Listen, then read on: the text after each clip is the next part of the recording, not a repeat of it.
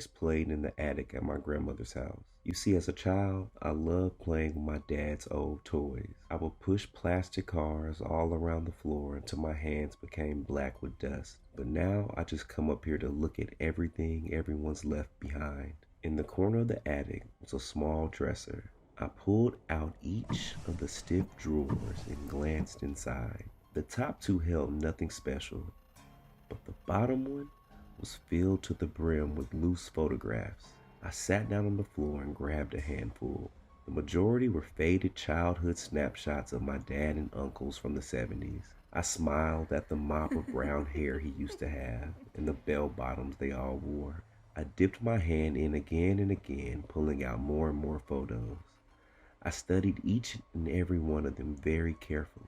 The closer I got to the bottom of the drawer, the more black and white photos emerged. I saw my grandmother long before she was married, as beautiful as a pinup. There were lots of shots of her with an older sister, Great Aunt Wanda, elegantly draped in furs. I didn't know that the two had lived together after our great-grandfather died. Finally, at the very bottom of the drawer, I came across an unmarked envelope. Inside the envelope was a handful of very small, brittle photographs. The top one showed my grandmother in her early teens with a slightly older Aunt Wanda. The next photo featured a man in a chair. He looked familiar, maybe like a relative that I've seen somewhere before. I flipped through them, and there were multiple shots of him in a chair, all with Aunt, but there was something odd about them. They had a stage quality about them that seemed unnatural. I frowned and held one of the pictures up close to my face. "Holy shit," I said, flinging the pictures down to the ground. I had been right. They were posed, and from what I could tell, he was tied to a chair.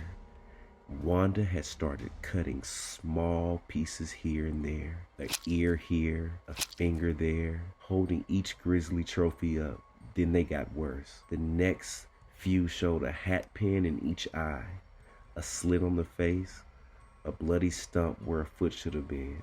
Each photo was progressively worse than the last, until Wanda was posing with a corpse. Dumbfounded, I gathered them up and went downstairs. I felt sick. My grandmother was sitting at the kitchen table drinking coffee. I held out the envelope.